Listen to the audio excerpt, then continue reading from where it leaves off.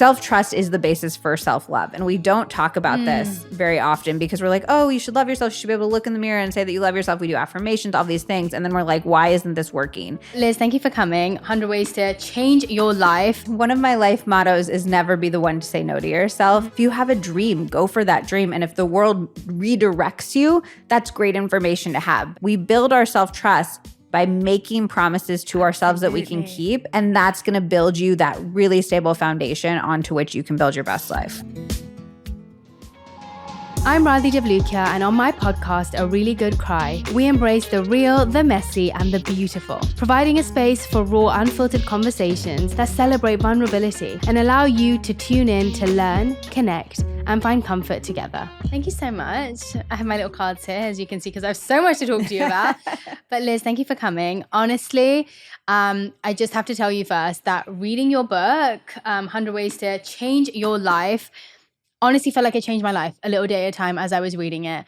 And it's because I felt like it was not only filled with wisdom. I love books that are just infused and packed and like decadent with wisdom.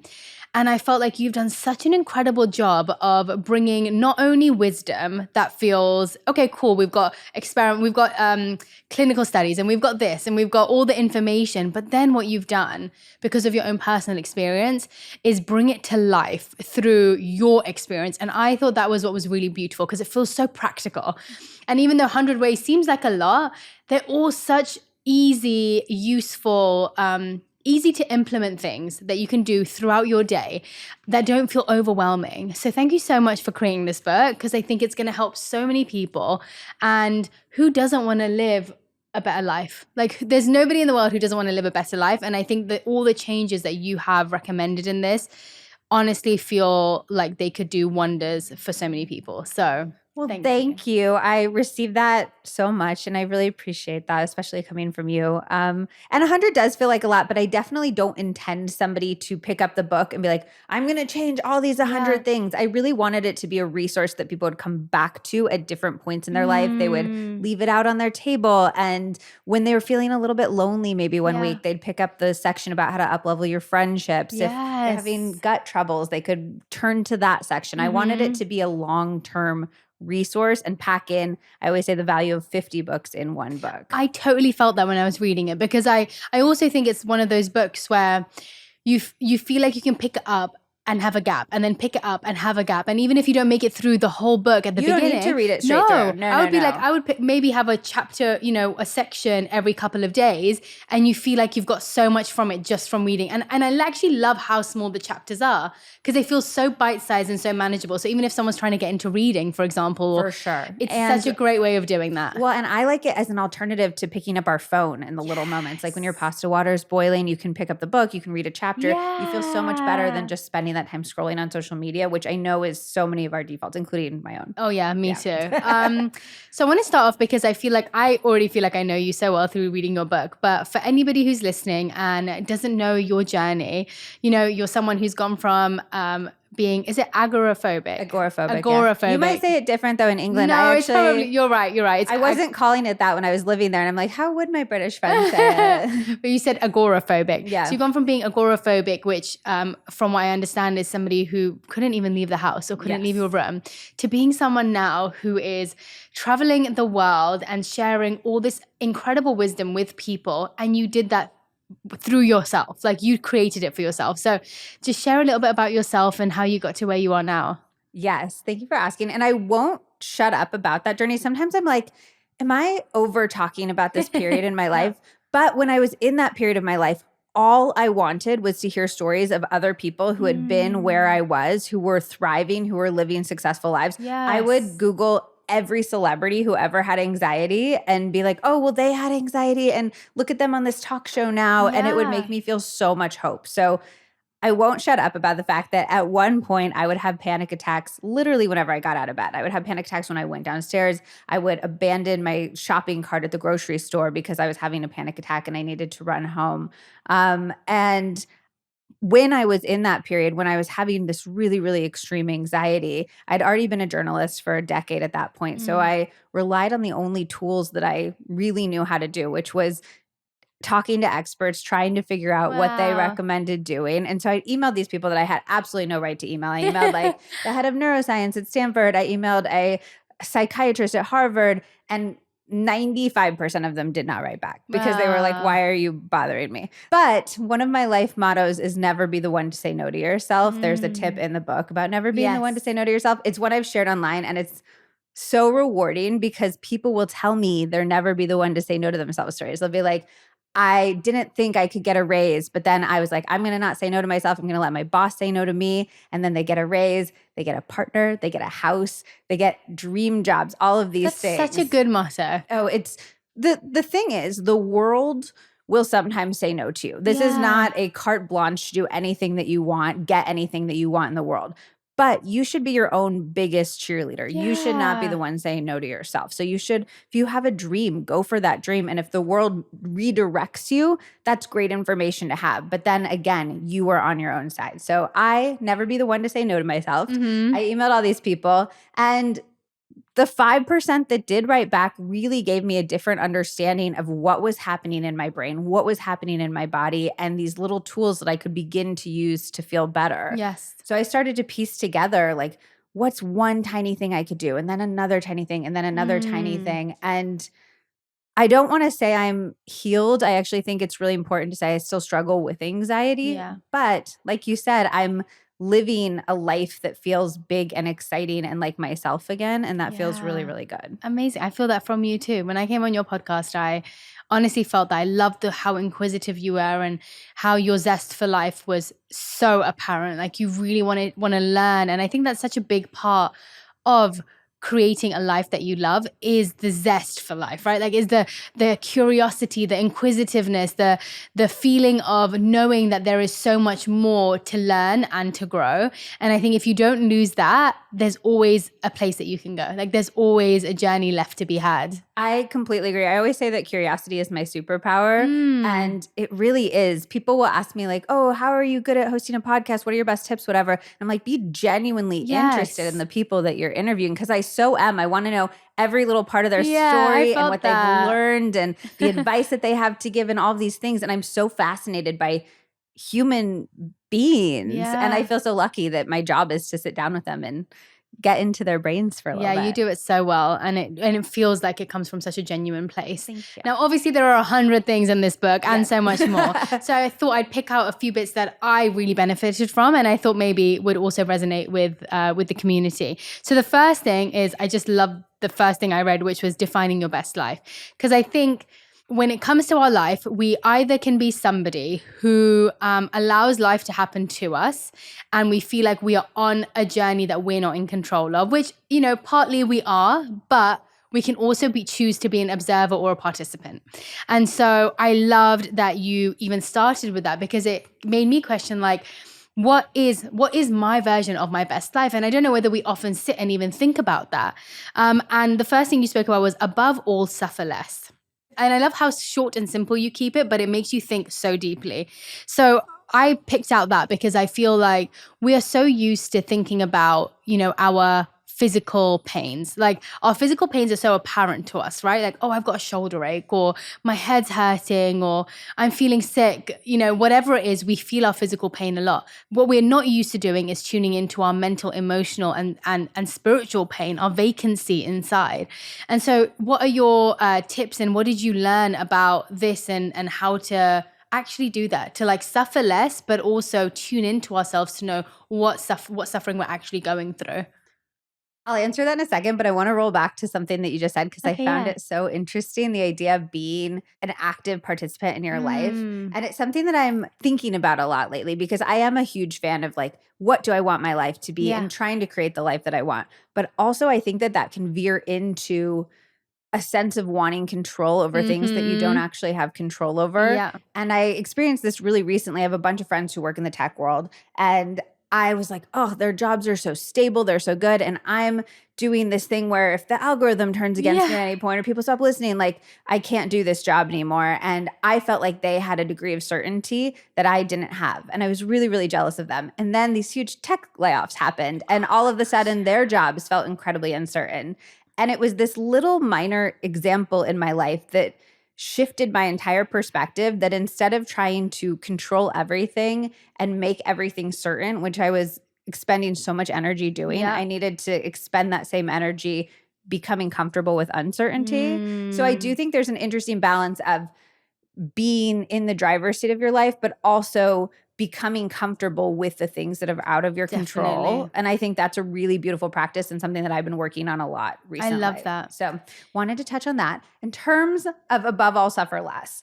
In the wellness world, we have a huge problem where people make their lives worse thinking that they're performing some sort of act of wellness. They think that they're going to achieve wellness if they self-flagellate themselves into that. And that can include things like filling up your time with things that you don't have time for, feeling stressed as you run from one healthy habit to the next healthy habit while you're trying to make money, while you're trying to participate in your family. It can include things like spending a bunch of money that you don't have on supplements that you don't need. It can include things like being mean to yourself. I didn't meditate today. I didn't work out today. I can't eat as well as this person that I see online. Why am I just throwing down this Annie's mac and cheese at 8 p.m.? It's good though. Especially like with some frozen broccoli mixed in. You're like, I'm like, that's a meal. It's a meal. Yeah.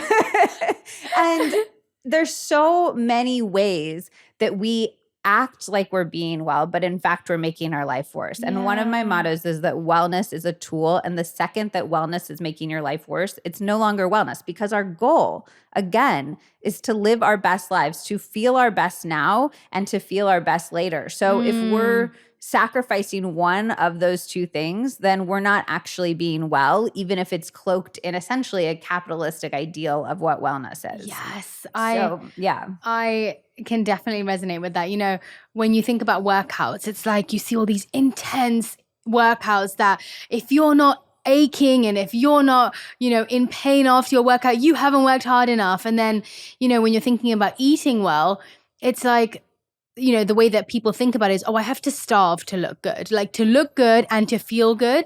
If I'm not feeling hungry and I'm not starving myself or making myself feel like I'm eating a smaller amount, that means I'm not successful in the way that I'm eating. And there's just so much, you're so right. Everything is linked to pain. That pain is like, without pain, like no pain, no gain, right? No pain, that's no what gain. we're used to literally. hearing. And it's so not true. Even with the eating, we think that if food tastes good, it's probably not good for know. us. And instead, it's one of the reasons I love your book so much is you're like, we can use all of these beautiful spices. And not only do they make our food taste good, they're also really good for us. We can use all these beautiful herbs, all these delicious vegetables. We're sold this idea that something has to be uncomfortable or unsatisfying to be healthy. And it's so not true. And I think it prevents so many people from doing things that feel really good and benefit them. Yeah. And I think a part of it is also, I've been thinking about this a lot, even from patterns and patterns that form in my mind when I see certain foods or when I look at myself in the mirror, whatever it is. Sometimes we do create pathways that aren't necessarily good for us. Like there are foods that feel like they're comfort foods that we think are going to make us feel good, but they actually don't. And so part of me also believes that there will be times we have to create new pathways in our minds where this may not feel good right now, but actually it is for my benefit later on. But distinguishing and differentiating the difference between things which actually are not making us feel good versus this is just me sitting in discomfort for a moment, for a short period of time, when in fact I know it's going to be beneficial for me later, because discomfort is never good. Like we are wired to want comfort in our life. We're wired to want to stay safe. That's what our nervous system wants. We want to stay safe and in a place that feels familiar. And so sometimes we can mistake discomfort for suffering. And I think there has to be a difference between the two. Suffering, I don't think any of us should be doing if we can avoid it. But discomfort is something that is a place where growth happens, right? I completely agree. And agree. so I love how you said that, where yes, you have to also be in the discomfort and be able to sit in it and be able to move through it to know whether it's going to bring you joy or whether it's going to actually be something that just teaches you a lesson and you move away from. I just did a podcast about the science of cravings and how we can break bad habits with Dr. Jed Brewer, who's an incredible researcher and clinician. And he talks about really getting into your brain and identifying the difference between what we want and what we need. Yes. And often we are trying to satiate a need with the want. And the need might be, I want comfort. I feel lonely. I want satisfaction in some sort of way. And the want is a cookie. But eating the cookie is never going to satisfy the actual need. Yes. And that is an area I think we can really stand to explore some discomfort, because sometimes that minor discomfort in the moment can be the thing that leads us to what do we actually need and how can we satisfy that need. Yeah, I can definitely relate to that. I have habit of going towards food, specific foods, when I feel very anxious. And so I think that food for some reason is going to reduce my anxiety. But actually when I eat it, it doesn't reduce my anxiety. I'm still thinking about the thing. It just brings me comfort. And so, but for some reason, I've created this association between those foods and my anxiety, because that's where I've turned to for comfort. It's not for some reason. It's literally you've built those neural built it, pathways. exactly. There's actual things happening on a biological level. Exactly. Yeah. Was there anything that you found that helped people from the podcast, and also anything that you have in your book that helps people create new pathways for that? Like, what is it? How do you stop that habit that you've created for yourself over and over again? Because I still struggle with that, to actually create this new pathway in those hard moments. 100%. And the magic word that he shared, I was like, how do we stop reaching for our phones when we don't want to reach for our phones? How do we stop eating things that we don't want to eat? And I was giving him all these different very specific scenarios, and over and over and over, he was like, be curious about that thing. Like, lean into the idea of curiosity. And curiosity is the thing that can help us push back on those bad habits, cultivating a sense of awareness. So even what you just said, your first step is saying, I'm looking for a solve for my anxiety in these moments. And it's not actually giving me that. It's giving me a sense of comfort. And then you can walk back to, well, is it giving me a sense of comfort? Yeah. Or is there something else that could give me a sense of comfort? Really having that almost a childlike sense of curiosity and exploration. Yes. And I found that really useful. What am I looking for when I'm reaching for my phone? How am I feeling in these moments? And really turning that curiosity dial way, way up. Yeah. So tuning in, almost like internalizing and reflecting inwards of the reasons behind it. And I think sometimes we avoid that because we don't want to go there. Like, there's so many times where I don't want to. I'd rather just go into the comfort, because tuning in and that's going. Fine too. No, I know. Literally, but like, being a human is so hard. I know. So for me, I'm like, let's get the tools. So if we want to make changes, great. Yeah. And also, let's be so gentle with ourselves, because being a human is so hard, and we need to allow space for that too. And that could mean that some days you're so curious and you're like, oh, what could I really use for comfort? Yes. And maybe you call a friend, maybe you call your husband, maybe you go for a walk, something like that. Maybe you just hold yourself for a little bit. But other days, maybe that just means you eat your food. Yeah. And like, Well, for me, it's that's bread. okay too. Yeah, you eat your bread and you're so happy with it. And I think that there's space in this world for both. Yeah, I love that. Thank you. The next one that I want to go on to is sticking to your habits and goals. I thought that was a great topic, because I think so many people struggle with that. And I loved where you said the best workout is one you enjoy enough to stick to. It's such a simple line, but it's so true. It's like, there are so many people who will wake up and be like, I just really dislike doing this weight training, but I know I have to do it because this person does it. And you keep seeing, other people doing things. And that was another part that I loved in your book, where you have to really see what works for you, right? You have to see what actually is good for you. So just because this person has done it and it was amazing for them and it works for them, is this really aligning with myself and with my goals? Is this really helping me fulfill what I need in my life? And so I'd love you to talk about this topic a little bit, and then share what you found and what actually helps someone stick to their goals.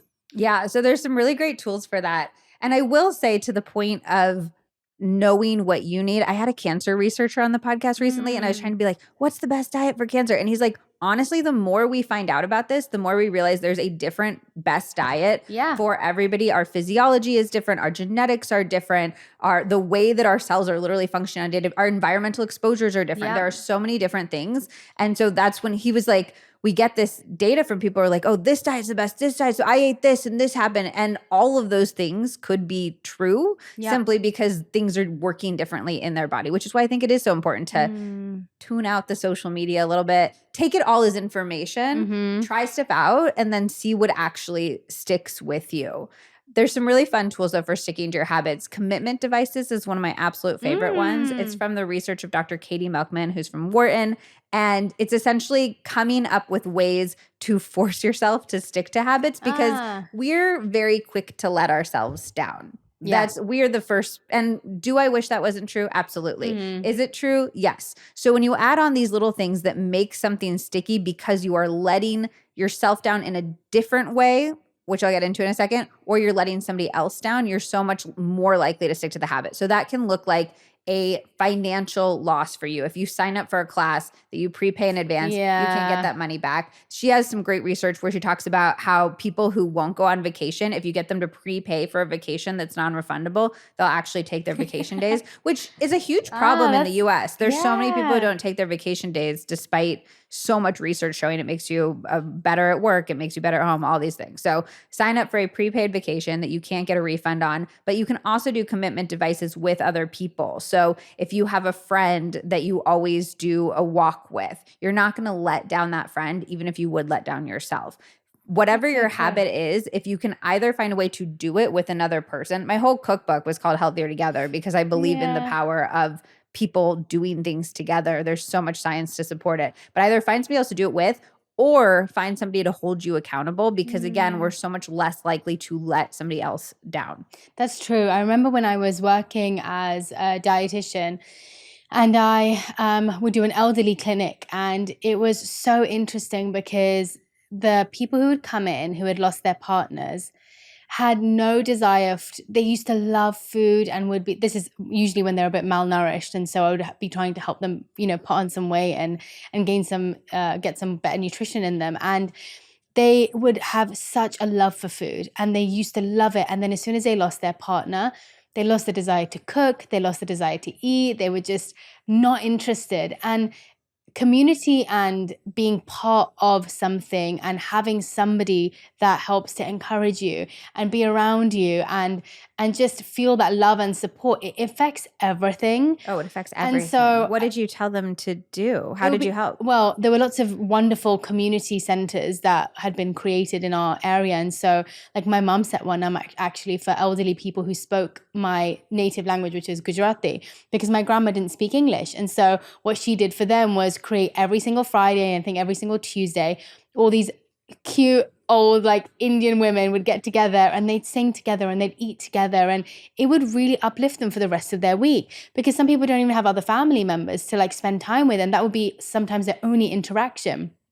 But that small interaction would make such a difference to their week. They'd look forward to it. And so it's almost like, what am I keeping myself healthy for? Like, what am I keeping myself well for? What's the need for it if I don't have someone to interact with or share it with or create memories with? And so I think there's always a sense of, there's a beauty to accountability, but also it makes you feel so much happier doing something with someone. Well, and there's research to show that the number one predictor of longevity and happiness is our relationships. It's from Dr. Robert Waldinger at the School of Adult Development at Harvard. It's the longest running study of human happiness and health in history. It's over 80 years long. And they found that the number one predictor of health and longevity was our relationships, the strength of our relationships. Yeah, actually, I remember Dan Buettner. Yes, Dan Buettner. Blue Zones. I loved when he had a section where he talks about, or on a podcast, he said, keeping, this is a little bit off topic, but keeping elderly part of the community and making them feel useful is also, it goes off the topic of what you just said, it keeps them alive for longer because they have a purpose and they have a sense of like being part of something. Well, and I think it works. It's so nice for younger generations too. Like we can learn from our history. We can learn from the wisdom, all these things. My husband's father is 96 years old and the stories that he can tell are just— they're the best. He was born in the Great Depression. He was born when milkman came around on like a horse and a carriage in his small town in Texas. He had a refrigerator at one point that they got and they had to feed coins into to like keep, you know what I mean? He like fought in World War II. And I'm like, this is so cool that I get to hear these stories. It is. Yeah, no, I completely agree. And yeah, companionship and having an accountability partner is just so important, especially when you're trying to like stick to a goal. It's bilateral. It's like, it's going to help you stick to your goals, but then sticking to your goals is going to make your relationships, it's going to be more fun make your that life way. better. Like it's good from all around. Yeah. And I also think fear is never an instrument of change. Like when you're scaring yourself into something and you're telling yourself, even if it's, I'm not going to lose weight if I don't go to this workout, or I'm going to, all those things that we internalize and tell ourselves, and the negative self-talk we have to get us to do things, it's never an instrument of long-term change. And so I think we have to also learn how to change the way we're phrasing things in our minds, and also change the way that we are looking at an activity. Like if your mind is saying to you, oh, I'm not going to lose weight until I go to this workout, try and change that to, I'm not going to feel my best if I don't go to this workout, or I want to feel better in myself, and that's why I'm going to this workout, or this workout makes me feel happy. And even if it doesn't right now, keep telling yourself that, because affirmations make such a difference. And so, yeah, I think we can't scare ourselves into doing things. It's literally like a child. You can't scare them into not touching something. They'll still touch it. But if you love them and you explain it to them, and you with grace and love and patience tell them that, they're going to understand, and they're going to want to do it for their benefit. And that's the same with ourselves. We have to treat ourselves like a little child that doesn't want to be taught out of fear. I love that analogy, and I would add to it that we can't shame ourselves into changing our lives exactly. either. I think we've been told so many messages about who is lovable, what body types are lovable, what faces are lovable, what jobs are lovable, what salaries are lovable, all of these different messages that we've internalized, and we feel so much shame, and we feel like we need to have these things to be lovable. And I think that if we can internalize that we are lovable and we have worth exactly as we are, and we get to do all of these things to take care of us because we are so worthy of that love, it completely changes the narrative around it. What were some of the things that you struggled with in this area, and then how did you change your mindset on it? Like, what did you do to make yourself feel better or talk to yourself better in these situations? I didn't work out until I was in my 30s. Like I worked at a wellness magazine, and all of the editors would like do all these little workouts, and I'd be like, no, I'm cool. Thank you so much. I'm the food director. I'll be over here like making you guys yummy food, which my desk was very popular because I always had all the snacks. I bet. The beauty editor was the only one who was like she had better stuff than me, but I was right below that. But it was because I would go work out for a little bit, and then I'd be like, surely I have abs now. And I would lift up my shirt to check my abs in the mirror, and then I still wouldn't have abs because I'd just been in the gym for like 20 minutes. And then I would do it like all week long, and I'd be like, I bet my body looks like this supermodel that I see. And it's like, oh no, I'm still 5'2". I still have the shape that I have. That's so like all that stretching did nothing. And it was so disappointing. And I was so mad at myself. I felt like I was a failure. And of course, when you're just putting yourself in a situation over and over and over in which you feel like a failure, you're not going to be motivated to continue to do that. But when I was in my 30s, I made the connection between working out and feeling calmer all day, having my stress relieved, having more energy. And suddenly I had motivation to do it because I had that a why that really, really resonated with me. It's one of my first tips in your book is find your why, which we've talked about a lot. It's so key to making sure that you're not building a life that might be dreamy for somebody else, but is actually dreamy for you. So I figured out a why that resonated with me, and that made it so that I was motivated because I could feel those results every single day. I wasn't waiting for some sort of ephemeral future that didn't resonate with me, that might not ever come. Instead, every single day, I was like, wow, I feel better right now, today. And before I did the workout, I'd be like, ugh, I don't want to do it. But I knew if I did it, I would feel better right then, right away. So I'm proud to say I stick to some form of movement every single day. And sometimes the bar is much lower and sometimes the bar is higher. And that's good too. I do think women particularly have been sold a lot of messages about working out for burning calories and for having our bodies look a certain way. And there's so many unfortunate side effects of that. But one is that the things that we classify as workouts fit into a very, very, very tiny box because you're like, oh, a walk doesn't count because I'm not burning calories, and burning calories is the sole goal for moving my body because that's what every magazine has told me since the second I could read.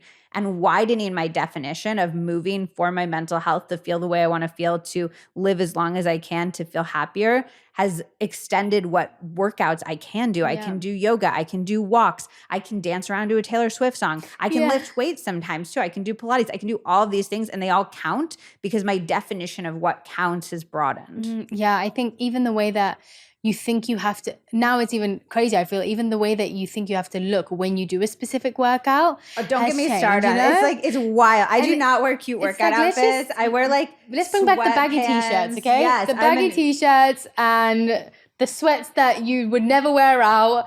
That's what we need to get back into. Imagine in LA, I feel like it's probably 10 times that. Like if you're not wearing your like little set, you're not as cool. Yeah, well, or you don't even want to feel like you don't feel like you deserve to be doing the Pilates because you don't have the cute outfit to go with it. Which I do not. I actually, I have to say, because I do enjoy movement and I really enjoy working out. I love trying so many different things. And that was something that really helped me.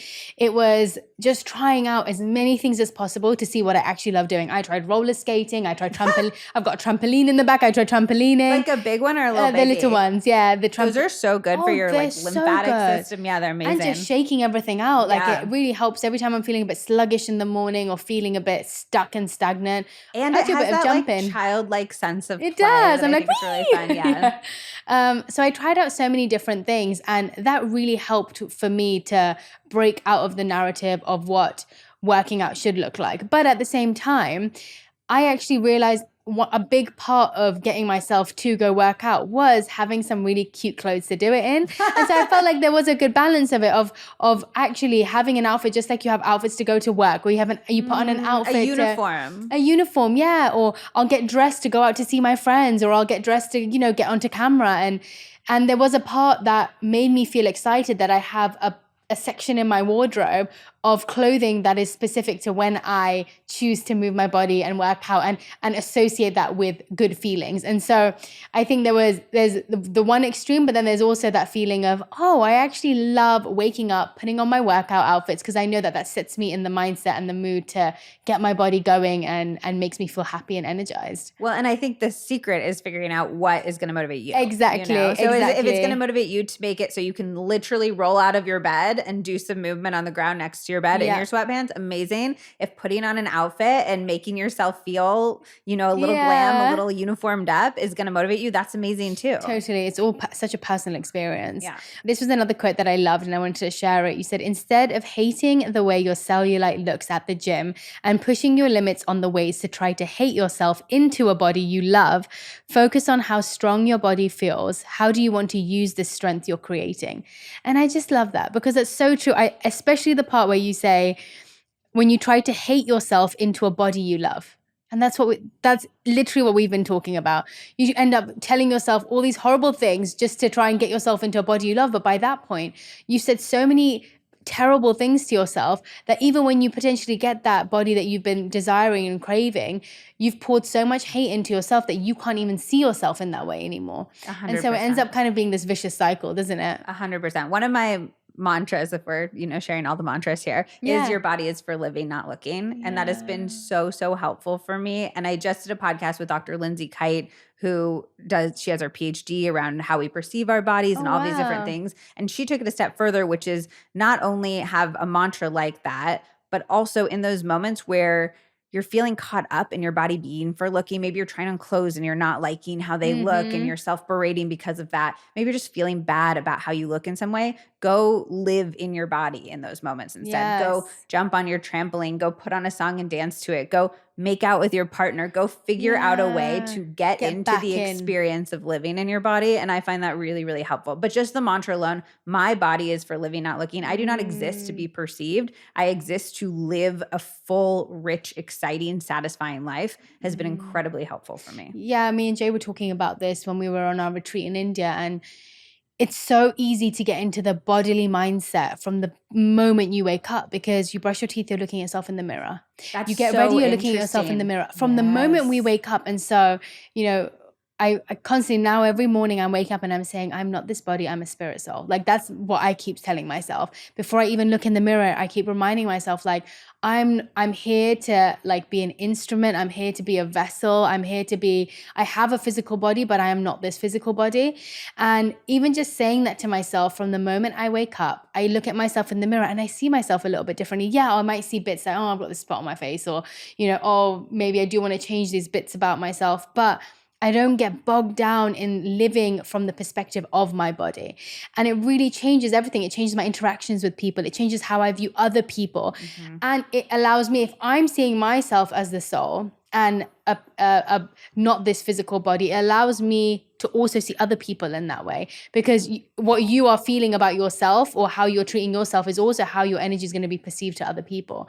And so that makes me not want to have a mirror in my bathroom. Yeah, right? Like, it's so interesting that like the second, because I brush my teeth very first thing, is like literally the first thing that I do in the morning. Yeah, and it same. is interesting that you're staring and you're at staring yourself. at yourself in the mirror. Yeah. I remember I went to this village in Rwanda, and I remember somebody telling me there, and I may have got this wrong, and the interpretation may be wrong, but he told me that they, one, don't like taking pictures of themselves because they believe that a part of you is like taken away every single time a photo is taken, and they don't keep mirrors to look at themselves because they feel the same thing. As soon as you're captured in some way, even if it is through your own eyes, you almost like your soul's being taken away from you. So do none of us have souls left with I know, right? The amount of selfies I've got on my phone. But I thought that was such an interesting philosophy. Yeah. And imagine living like a full day without looking at yourself in the mirror. Oh, I feel like so many of us would feel such a sense of freedom. Yeah, I feel definitely. like the amount of brain like a lot of anxiety space, and then freedom. I feel like the amount of brain space we all devote on a daily basis to thinking about how we look and how we're perceived is wild. And if we freed up that brain space, I'm like, what could we do? Especially women. I'm like, it almost feels like a trap in some ways. Yeah. And a way that we keep women out of power is to like set the perception that women need to wear makeup on a daily basis to go into public, and men don't need to. So how much time is that? Women need to wear high heels to wear all these outfits, and men don't have the same requirements to show up. And I'm like, gosh, if we could get, if you like it, I'm not shaming you. Like, I'm wearing makeup right now. I'm wearing a cute outfit, all of these things. But if that wasn't the expectation, if that wasn't where the bare minimum bar was set, I'm like, what could we be doing with all that time and all that energy? I love that Pamela Anderson has done that. Have you seen that? It's just so, and it's crazy so because refreshing. It's so refreshing, but so sad that it is.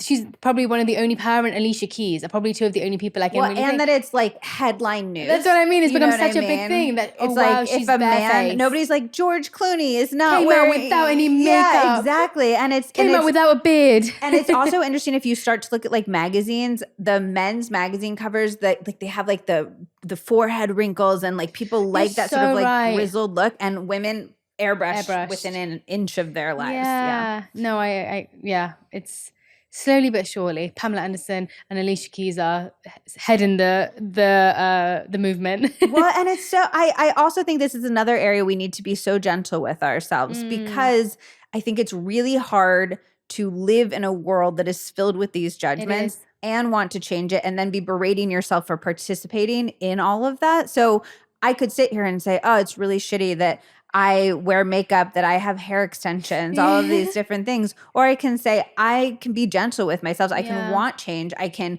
do the things that are within my power to create that change. And I can be gentle with the fact that I have to live in this world and I have to be perceived in these ways. And I noticed that when I moved to LA, everybody was hanging out, going to the nail salon and like going to get their nails done a lot. And it was a regular thing that happened. And so I actually started doing my nails a lot, even though I fundamentally didn't enjoy spending time in the nail salon, absolutely despised spending. I could not believe I was spending that many hours in the nail salon doing my nails. And I didn't enjoy the fumes. And there was so much about the practice. And I have such a thing about putting toxic things on my body, and I know that that's what it was. But because it was a value and something that everybody around me enjoyed, I made myself believe it was my value and part of my like what I like doing.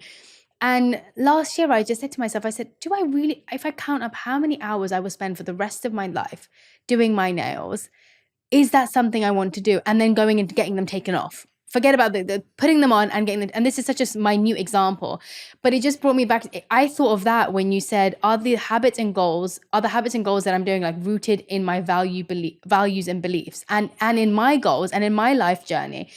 And it's so interesting because in some ways you had a goal and a value around community and being social, and then that was coming against another value and goal. So I do think these things are complicated. It is, but then it also made me realize that, but because I started that trend for myself, I kept going and doing it, even though I didn't want to. And anyway, it just made me realize, I made a decision last year that, okay, of course I love spending time on myself, but I would prefer to get a massage for myself versus getting my nails done. So not saying getting your nails done is bad, but it wasn't aligning with many of my values or how I wanted to spend my time. And so I stopped doing my toenails and I stopped doing my fingernails, and I was just like, and I stopped doing my eyebrows, and I was just like, all these things are so minute, but actually they made me feel so much more like myself. And all those, and we don't realize that it's those micro things that we do. We can keep the more micro things that we end up changing about ourselves that are not aligned with our values and our goals, the further and further we slowly are etching. So even if it's not a big leap, okay, we're not making a really bad decision or making something that is so against our values, but the micro things build up. And so I was noticing the micro things were building up for me, and that's why it kept making me feel uncomfortable. And so, I just making that it felt like a little step back towards myself and a little step back towards myself, which felt so lovely. I think that all the time about micro thoughts that we have, because we'll be like, oh, I spent this time meditating. Why don't I feel calm and peaceful and like I love myself all day? And it's like, well, you spent 20 minutes meditating and then you spent 8 hours being incredibly stressed out, feeling angry to your boss, feeling mad at yourself for not getting enough done, running from thing to thing. And it's like, well, that's so much more time. And I think it's so important to think about the thoughts that we are having throughout our day in addition to these larger practices, which is, I think it can be a little disheartening for people. Sometimes they're like, oh my God, I can't like have this space to think, whatever I want. And it's like, yes, but also it means that 5 seconds when you're not reaching for your phone while you're at a stoplight and instead you're sitting and being with yourself, it means that catching yourself when you're yelling at yourself in your head and saying, how would I talk to my friend? How would I talk to my sister? How would I talk to a child about this? It means all of those little things are actually making a huge, huge, huge difference. And it means that every single moment we have the power to choose to make that difference. Yeah, I love what you said about the stoplight, because filling the silences is something that I've tried to work on, because I'm in the car, I'm listening to music, or I'm catching up with friends on the phone, or so many of us were on the toilet and we're on our phone scrolling. And there's just so many moments which could be moments of internal reflection and just not even internal reflection, hearing our thoughts. Yes. They could be moments of just listening and tuning in and listening to what is actually being repeated over and over again in our mind. Again, micro moments of seeing what are the words, what are the thoughts, what are the things that I'm telling myself, or the things that other people have said that are staying in my body and in my vessel. Because those things, if they keep repeating and we're not noticing them, they're going to leave deeper imprints in us. Well, and having those moments to tune in is when you can realize, that's not my voice. Yes. That's my mom's voice. That's my teacher's voice. That's my ex-boyfriend's voice. Yeah. And I think that that's a really powerful differentiation to make too. It is. The other thing that you said about the rest of the time that you're spending after your meditation, my teacher, Radhi Swami, he would always say, like, we're spending 2 hours meditating, but what are you doing for the other 22 hours of the day? Because and how can we expect to have this calm meditative practice for those 2 hours if those other 22 hours are fully chaotic? So it's not that, there's never going to be perfection. Perfection doesn't, like, whatever that even means. But if you do want a beautiful and peaceful meditative practice, you have to find a way to create those moments during the day and think every single thing that you're doing, is this bringing me closer to that moment, or is this bringing me further away from it? Yeah. And so those little micro decisions, the micro moments, the micro thoughts that we have, they do accumulate. And so we do have to be a little bit more mindful about those things. But again, give yourself grace, because you don't know what's going to come at you that day and how you're going to end up reacting. Well, and at every moment, you're practicing something. Mm-hmm. So in moments where you're practicing distraction, you're getting better at distraction. Yeah. At moments where you're practicing focus, you're getting better at focus. At moments that you're practicing being reactive and stressed, you're practicing that. And of course, you're getting better at that. Mm-hmm. So I love thinking about it that way, because it means that even if I can just grab a tiny moment of reacting a little bit different, being getting closer to the self that I aspire to be, that's a practice, and that's going to make it so I'm getting better at that versus the opposite. Absolutely. Another thing that you wrote about is temptation bundling. I love that, to stick to your habits. And I realize I do that all the time, but I didn't realize it was, I didn't think of it as a conscious thing. So I'm trying to I read Glucose Goddess's book, and I've been trying to do even like a 10-minute walk or something after I eat. So in the evening, I find it the most difficult because sometimes I just want to sit and not be active. So whether it's a little show or a clip of something, or a voice note that my mum sent me, I'll be okay, that's like 10 minutes long, let me find something that's 10 minutes long and let me watch it or hear it, and I'll partner something I know I love doing with something that I don't want to do so much. And it's just been so easy to get into it. And so I really appreciate that, because why not take something that you love with something that you want to love and pair them together so that you have more more opportunity for success in doing it. A huge other part of my workout beyond the telling myself different messages and all of that, but has been saving my very favorite podcast to listen to while I work out. And the key with temptation bundling is you don't allow yourself that thing unless you're doing the thing that you don't want. So if you never want to fold laundry, which is me, it's like my one household chore. Yeah. And my husband's like, I do everything else. Can you fold the laundry? And I'm like, I don't know. It's so hard. But it's so hard. It's so hard. And then it just piles up, and then it's dirty again because it's been sitting in a pile for an hour or for days. But I saved Real Housewives of New York, which was my first foray into the Real Housewives franchise. And I loved it. And it was like my favorite show. And I would save that. And I only got to watch that when I was folding the laundry. And you better believe that when the show was airing, I was folding the laundry on a regular basis because I wanted to catch up on my favorite episodes. Unfortunately, it's over now. No. So I have to find a new show that I like. But you save your favorite thing for the thing that you don't want to do so that you have that motivation. If it's washing dishes for you, save your favorite podcast for that time. Save your favorite show for doing chores. Save a catch up with a person that you really want to catch up with. And it's a really, really powerful, a little treat. You can only get this fancy coffee drink that you really like if you're doing your email inbox when you're drinking that fancy coffee drink. But there's so many ways we can temptation bundle, and there's really powerful research behind how effective it is. I temptation bundle with, recently it's been, I didn't actually mention this and I just remembered, I was like, I'm lying. Why am I, there is another thing I watch, but I realized that I pair it with my walking so that I then don't keep watching it, because it's such a good, I watch Love Island. Oh, I haven't gotten into that. Don't do it. No, don't do it. It's honestly, a world, once you right? start, you don't want to watch it, but you can't help yourself from watching it. It's one of so my temptation bundling is also for the benefit of myself, not trying to get into bed or not trying to sit in front of the TV and watch episode after episode of it. So I'm like, okay, you get one episode of this while you walk, and that's it. So that's such a smart use of it too. Or if you're like want to walk on the treadmill or something. Yeah, you're like, I only get to do this when I'm doing this. That's a really smart use of it. I also want to call out, you mentioned the voice note from your mom, and I feel like you're better at staying in touch and like keeping close relationships with long distance people than anybody I've ever met. And I feel like it's such a inspiring thing, especially so many of us. Like I have so many friends in New York. I have so many friends in the UK and LA and like all over. And it's such an important skill that we should all be cultivating these days. And I feel like you're so good at it. Thank you. I would say that a lot of my friends who are actually in LA would probably laugh at this, because everyone tells me I just never text back. And it's so funny because what's true is the further away they are, the more I try to keep in touch with people, and it's probably good and bad. But I am infamous in my friend group and my family group for never messaging back. Have you suggested that they just move away and they would get a quicker response? That would be, I should do that. But I also have told them, what I realized is I'm not a messenger. I'm someone who, if you call me, I will always pick up. And if you voice note me, I will voice note you back. But because my phone is used so much for my work, I find it so difficult because people are messaging me during the day, personal things, and then at the same time I have my work messages going on. And so I think I've kind of got a block on messaging people back on my phone for some odd reason. So I'm like, well, did you try call me? Did you try voice note me? I've never not picked up your call.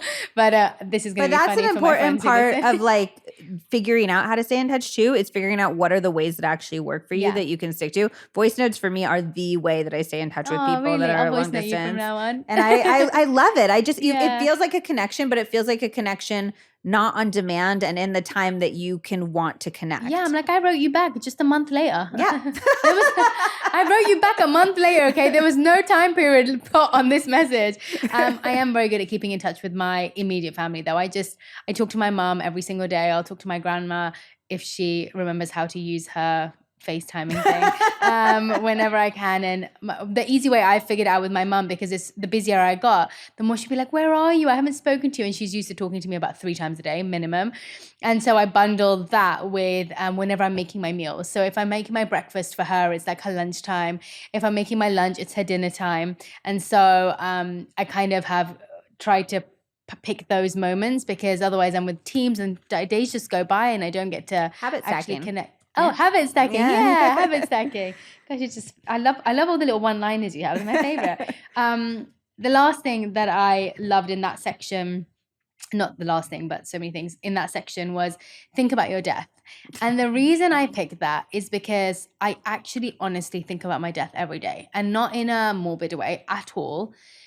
Not just my own death. I think about people's deaths a lot, and it's been something that has motivated me to stay closer to people, to connect with people more. But I became more aware of it because we were talking about waking up feeling anxious. And I was saying to Jay, I was like, I realized I actually think I wake up anxious a little bit every day. And he was like, why? And it was because I was always reaching for my phone just to be like, let me just make sure. Like my mind would always wake up, and the first thought from the moment my consciousness comes into play in the morning, that's been my first thought from the moment I moved away, and that was 7 years ago. And so it's been an interesting practice to allow that to be, because I don't think that ever really goes away, because as much as I believe what is will be, you can't help how much you care about people. And so it's been a really beautiful way to connect to people, to love people deeply, but also to realign myself. Like every time I think about my own death or even other people's death, I'm like, is this what I really want to do? Like every day, if I am doing these little things, or if I'm saying yes to a deal, or if I'm saying yes to spending the next 6 months focusing on this, is this really aligned with who I want to be? And I think it's the one thing that is inevitable in life, but the thing we talk about the least. Like death is the one thing that is 100% certain for all of us, but we just don't speak about it enough. And it feels like such a scary thing because there's this fear of the unknown. And but I really love that you touched on it in your book, because it really is such a great way to realign yourself. Yeah, it 100% is. And I love that you asked about it. I will say that nobody has ever asked me about that tip in an interview. I'm always trying to like shove it in because I think it is so important. Yeah. But nobody ever asks about it. And I think it is because it is scary. And the reason that it's in the book is because I think it gives us an incredible sense of perspective. Definitely. You can both think about the ways that you want to be spending your days. You can think about, gosh, if I'm 95 years old and I'm looking back at my life, will I be happy with the amount of time that I scrolled on social media today? Will I be happy with not having taken this chance or taken this risk? And research shows, by the way, that the vast majority of us will far regret not taking a risk than taking a risk. And I think that thinking about your death can kind of push you in that direction in a nice way. But also it can help you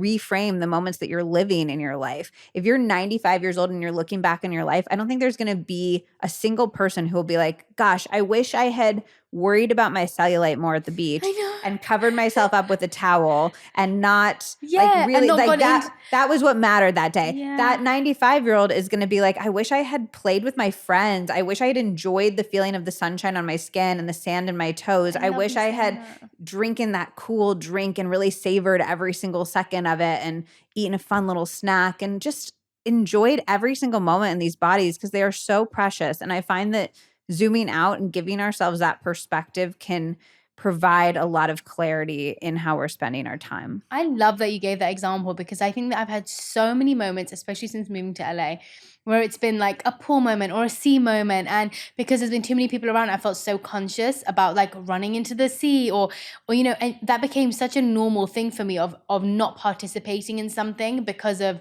my worry of how I'm going to look or how I'm going to be perceived, or not dancing at a party because maybe my dance moves aren't as cool as this other person, or I can't dance, or I don't have rhythm, or not I have singing. a firm belief about dancing, and I tell this to my husband all the time, which is there is no such thing as a bad No, dancer. I Like there's agree. literally no such thing. And the amount of us who prevent ourselves from doing something that for thousands of years has been part of every culture throughout history because it is such an important way that humans express themselves, they feel things, they communicate. The fact that we don't allow ourselves to do that because of what we think is like I know. cool or good is insane to me. A good dancer is somebody who is enjoying dancing. Yeah, Period. I completely agree. And I think over time I've reminded myself of all those, what you're saying of just, am I really going to be worried about this when I'm older? Like, am I not going to really regret not running into that sea and the ocean and feeling, the waves and feeling the sun on my face and doing all of those things? Am I not going to regret? But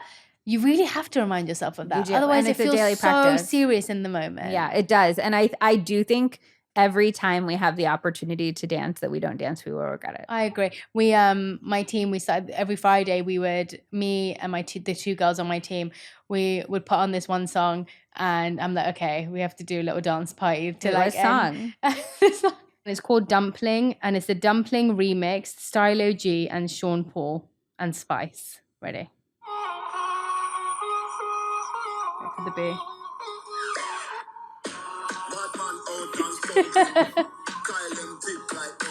And this is like all of us, we're doing like the funniest dance moves. So anyway, that is the song. Everyone should play it. Probably unexpected. It's one of the things that people find so unexpected about me is my music choice. But do they think you're just listening to like Zen? I feel like they are. I'm like, you did not know what I grew up doing or playing or going to the clubs listening to. But yes, I agree about the dancing. It makes you feel so happy, just shaking out your body and just enjoying life. I like that you touched on energy in your book, because I think we live in a serious fatigue culture where everyone is just always tired. Like everyone is just always feeling this lack of energy in their body. And yeah, share a little bit about that and what you learned about it from all the research you did. Energy is one of the most under-discussed and most important reasons that we can't stick to the habits that we want to have or to live the lives that we want to live. Because if you are tired, the idea of meditating, of working out, of making yourself a meal that's going to make you feel good, of calling up a friend to spend time with a community that we know is so healthy, so beneficial, is going to make us feel so good, that all feels so daunting and so overwhelming. Yet, like you said, we live in this completely energy drained state. So there's a few, I think that before we're doing almost anything else, we should be asking ourselves, what are the energy drains in our lives? And then what are ways that we can build more energy into our life? And both of those are equally important. So I think looking through your day and saying, what is costing me significantly more energy than the benefit that I'm getting for it? Or what are these big energy drains that I can maybe reevaluate and start to create different routines, create different structures to buffer around? And sometimes that can be people in our lives that we need to set better boundaries for. I have tips about setting better boundaries, and they are in the energy section of the book. And a lot of people are really surprised about that. But our relationships can be huge energy builders, or they can be huge energy drains. And the ones that are drains, if we create boundaries around that, it can get us so much of our time, our energy, all of these things back. So identifying the people who are sucking your energy and figuring out ways to set boundaries around them. And then also building in energy into your lives. So there's a few different pragmatic ways that I talk about doing that. One is taking care of your metabolism. We've heard metabolism talked about for years and years and years as like, fire up your metabolism so you can burn those calories. And it almost needs a complete rebrand, because that's not what it's about. It's about having the energy to fuel every single cell in your body. Every single cell in your body. And so when we are out of metabolic balance, we're going to be feeling drained on a day-to-day basis. So a few little things that you can do to help with your metabolism is eating fat, fiber, and protein at every single meal. So you're not experiencing that blood sugar spike and crash that's going to leave you feeling really depleted. also, if you move after meals, which you talked about, that could be really, really good for your metabolic health. It can essentially help balance those glucose levels in your body, and it can make you feel a lot more energetic. So those are two big, big things for metabolic health. But I think just that flip of thinking about my metabolic health is not about calories, it's not about firing up my metabolism so I can look cute in jeans. It's about having the energy that I need to fuel every single cell in my body is a really important shift and a powerful one. Yeah, and I think there's also if you're eating, you could be eating all the right foods and thinking you're getting in all the nutrients that you need, but if your digestion is not there, and if your digestion is weak, you may not even be metabolizing, or by metabolizing, I mean breaking down the nutrients in the right way to assimilate or absorb into your body and actually create energy from it. And so, taking a look at, if you are someone who feels drained of energy so often and it's become a regular thing, have a look at the foods you're eating. And I like that you touched on this as well, the metabolic optimized meals. Like, plan your meals. Honestly, write a whole list and pop it on your fridge of the areas where you're going to get most nutrients. And I know you mentioned antioxidants, fiber, omegas, probiotics. And so look at all the main nutrients that you want to get, and maybe, get a blood test done and see if you're lacking in any nutrients specifically.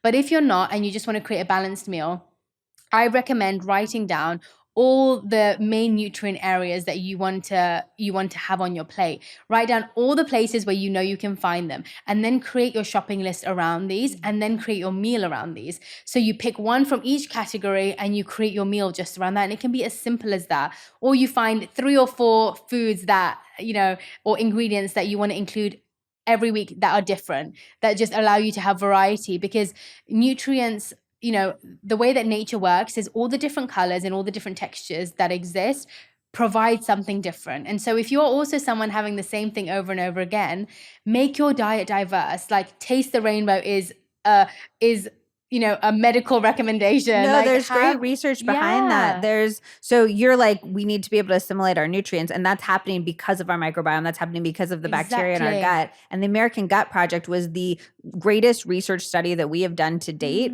on the health of our microbiome. And the single biggest predictor of a healthy microbiome, more than any other thing, was diversity of plants in our diet. Yeah. So there's literal research, and the number of plants that they used in that study was 30 plants per week. And I think that's a really fun, easy goal to aim for. People are like, oh my God, that's insane. 30 plants per week.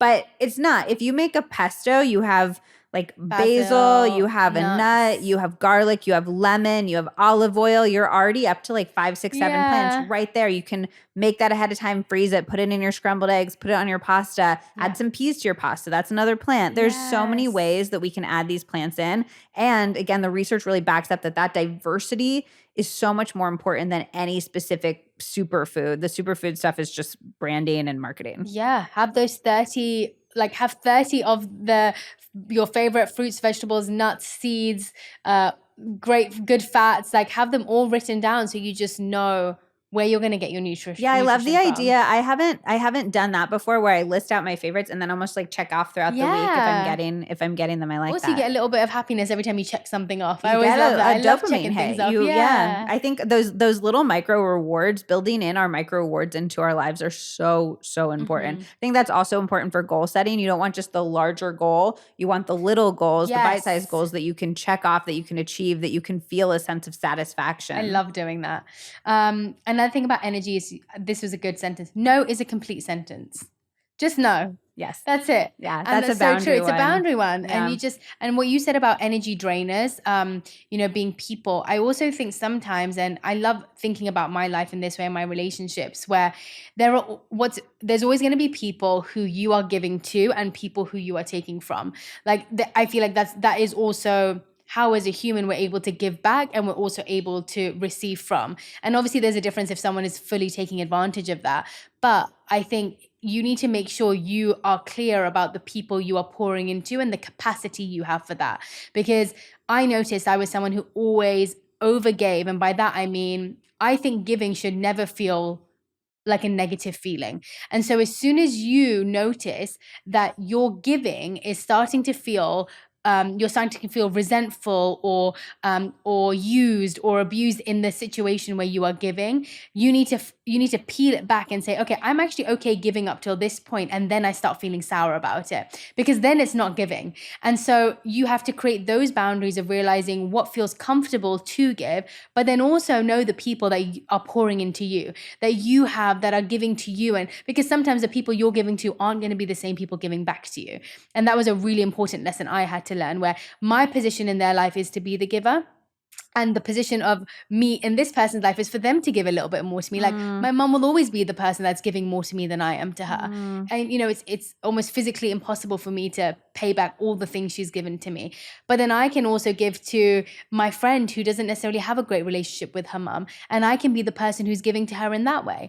And so that's really helped me create almost like a system with my community and my nature around me, to have beautiful relationships that are all kind of pouring into one another and seeing it in that way. Well, the interesting thing about giving is it actually is an energy enricher to an extent, and then it tips and it becomes an energy depleter. And I think that recognizing in yourself when the giving, because we've all been in the position of mentoring somebody, of giving advice, and we actually really like that, and that boosts our energy. But when it tips, then it begins to take your energy, and developing that self-awareness around when that's happening is really vital. Another thing that I found at the end of the year, last year, I was feeling so depleted. And by depleted, I don't mean like physically. I mean, I felt like everything felt dull. My conversations felt dull with friends, with family. I felt like I was sitting in rooms full of people and not wanting to contribute. I was, relationships were suffering. I felt dull inside. Everything was just feeling dull. And I was thinking to myself, why has this happened? And as I broke it down, I realized I had stopped learning. Like what I was doing was I had poured into my book. I was doing all these projects that were requiring me to just keep doing. And what I had stopped was the reading that I love doing, the listening that I love doing of all the teachers that I have taken so much nourishment from. I had stopped reading, listening, observing, and actually participating in life, like actually being there and being someone who was learning from every experience. And so in December, when I stopped, took time off for the holidays, I just started reading, and I started reading 6 books at a time, and I started listening, and I started enriching myself. And I realized I felt like, oh, this relationship is so boring. Not my relationship, like a friendship is so boring. Like I can't have these conversations with her anymore. I can't. And I realized it was all me. It was me because I wasn't feeling like I was contributing to this friendship, because I had nothing to give or offer. So we would be sitting in a room, and it was because I didn't have exciting ideas or fun new things to share. And so I felt drained of energy because I hadn't replenished myself enough to be able to give. And giving was such an important part of how I felt. I felt nourished, and I wasn't able to give, and I wasn't nourishing myself. I love that you had the self-awareness to recognize that. Yeah, now I feel so good because and I think there's two additional layers there. One, when we feel that sort of meh feeling throughout our day-to-day life, often that can signal a dopamine imbalance. And so something like learning or doing something that feels a little bit difficult actually can bring your dopamine more into a state of balance. That makes sense. And things like social media and binging TV and things like that can bring your dopamine to a state. Definitely doing a lot of that then too. That is out of balance. So literally doing something that feels a little bit hard. I interviewed Dr. Anna Lemke for the book and on the podcast, and she talked about even getting caught in the rain with your groceries. These hard moments that happen inadvertently in your life are actually dopamine balancers. And when you bring your dopamine back into balance, either through intentional hard moments like learning, like reading, like cold showers, things like that, or through these inadvertent hard moments, you begin to find that zest for life again. And you begin to feel more motivated in these day-to-day moments, in these day-to-day interactions. I remember when I lived in New York and I got caught in the rain, and I was walking back from Whole Foods, and I had paper bags, and I literally made it just to the door, and everything fell apart and everything was on the floor, and I was like, oh my God, and then I picked everything up and I got upstairs, and I was like, I made it. And that actually was. It's a resilience builder. Like you get to remind yourself of your resilience, but also I love it because then when I'm in these hard feeling moments, I'm like, well, at least I'm balancing my dopamine. Yeah, like it's like a little I upside like of that. it, and it makes it feel a little bit better. It does. Oh my gosh, I could honestly talk to you all day. This has been so incredible. Are there any other, parts of your book that are calling to you right now to share, or anything else that you would want to talk about or share with the listeners that you are working on right now or thinking about right now? I feel like this was such a good interview. Like I feel like we've touched I'm on glad. so many of my favorite parts of the book, and also my favorite parts of what I'm doing in my life right now. I will say, I just want to touch on, as we're wrapping stuff up, to be really gentle with yourselves. I think sometimes that you can get this barrage of information and be like, oh my gosh, I need to go out and do this, this, and this. Even with my book title, it's 100 Ways to Change Your Life. But like, really, you don't need to do everything. You can take a tiny, tiny step. For me, with my anxiety, it wasn't, I'm doing this, I'm doing this, I'm doing this. It was my very first thing I did was go downstairs and I made a smoothie so that I could get some nutrients in my body in a way that felt really accessible, easy, and delicious to me. And then I stuck to my smoothie habit for weeks without adding anything else in, not one other thing. And then I was able to add in another tiny thing, another tiny thing. A thing in my book that I think is really important to talk about is that self-trust is the basis for self-love. And we don't talk about this very often because we're like, oh, you should love yourself. You should be able to look in the mirror and say that you love yourself. We do affirmations, all these things. And then we're like, why isn't this working? And it's because we don't have the trust with ourselves to believe the kind things that we're saying about ourselves. We don't have that trust because we're constantly breaking promises to ourselves. So when we're saying, I'm not going to reach for my phone first thing in the morning, and you reach for your phone anyway, that's a tiny broken promise to yourself. When you're saying, I'm going to meditate today, and then you don't. When you're saying, I'm going to put my community on a higher priority list in my brain, and then you don't, you're breaking these tiny, tiny promises to yourself. It's like having a partner who says every single day, yeah, I'll take the trash out. Yeah, I'll take the trash out. And then they don't take the trash out. And of course, you're not going to expect them to take the trash out. You're not going to trust the next time they say they're going to do anything for you because they've broken that trust. So we build our self-trust by making promises to ourselves that we can keep. And we make promises to ourselves that we can keep by making those promises smaller, by not reaching too high, self-berating, disappointing, and breaking that self-trust, which is going to lead to a severance of that self-love. So I would say so much good information. Your whole podcast is filled with so much good information. Your book, so much good information. But take little things, make little changes, and that's going to build you that really stable foundation onto which you can build your best life. I love that you shared that. I went through that for a long time where I just didn't trust in my own voice because I had constantly, I had other people saving me all the time. I would turn to other people to save me. And what that made me realize was, in my mind, I had kept telling myself, I can't do anything by myself. I need somebody else to save me or at least guide me through something. I will never be able to do anything by myself because I'm just not good at it. And I had told myself that for such a long time. And then when I did start trying to do things myself, I made those goals so big that I was never able to achieve them. So on top of thinking I could only do something with someone else, I then was slowly thinking I was proving to myself that I actually couldn't do things by myself.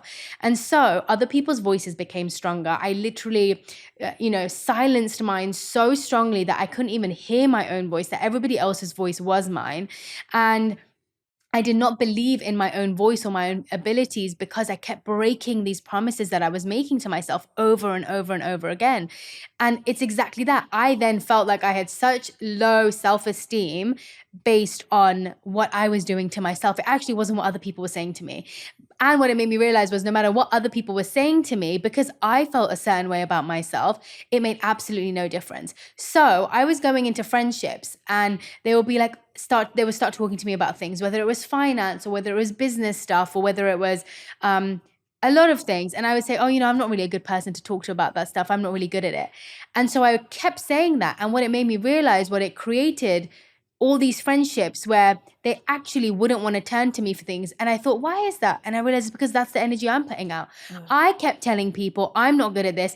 I'm not a good person for this. I'm not an expert in this. I'm not into this type of stuff, or it's not me and I'm just not great at it. and what it basically shut off so many big parts of my friendships. And then because I didn't trust myself, they would end up feeling that about me, and it would be like, oh look, she's late again, oh look, she's forgotten this, and now it's really biting me in the back because I've become so organized and I've become so good. I've worked so hard to actually commit to things and actually complete things and do things with commitment, because I've built that up with myself slowly over years and years. But still, because I'd created that narrative in other people's mind about me, I still have people saying to me, oh, are you sure you're not going to lose your passport when you go out? And are you sure you can travel by yourself? It's so weird for you. Like, I feel weird that you're traveling by yourself because you're going to forget something. And I'm like, that is not who I am. But to them, it is who I am, because I haven't shown them that I've even grown, or haven't shown that I believe in myself more by the words that I'm using. So anyway, I love that you touched on that, because that's something it took me a long time to work on, and I still feel like I am.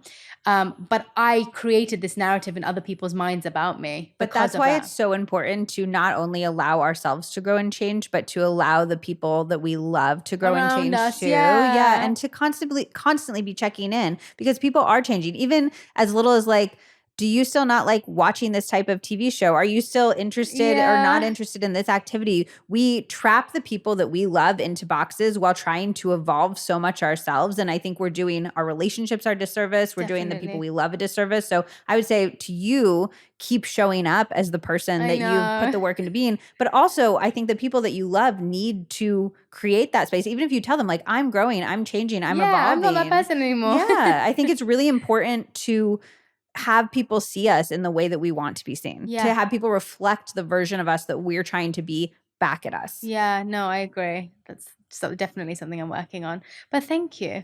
Thank you so much for this conversation. This was so wonderful. And for anyone listening, please go and buy the 100 Ways to Change Your Life. Liz Moody, it was such a pleasure having you on. Thank you so much. Thank you so much for having me. And I really hope so many people get as much as I did out of your book by reading it and listening to this. Thank you. Thanks.